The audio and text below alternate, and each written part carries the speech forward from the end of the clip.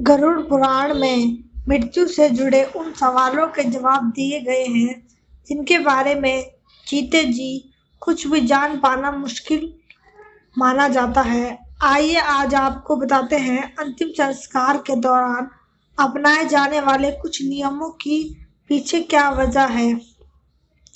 मृत्यु जीवन का सत्य है जिसे कोई नहीं टाल सकता।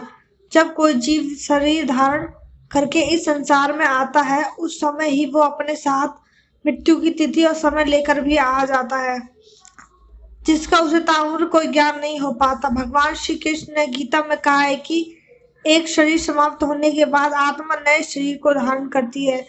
जीवन और मरण का चक्र तब तक चलता रहता है जब तक आत्मा परमात्मा के चरणों में विलीन नहीं हो जाती।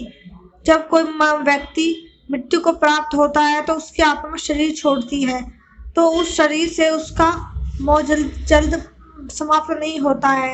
ऐसे में उसके मोह को भंग करने के लिए अंतिम संस्कार करते समय कुछ नियम बनाए गए हैं।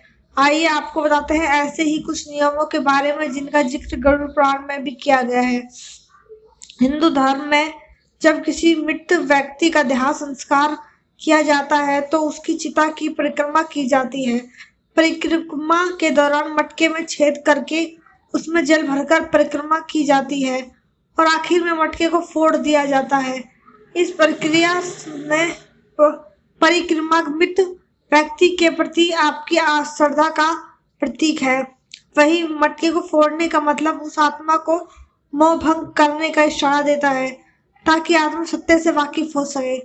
मृत्यु के समय आत्मा के पास साथ सिर्फ उसके कर्म ही साथ जाते हैं।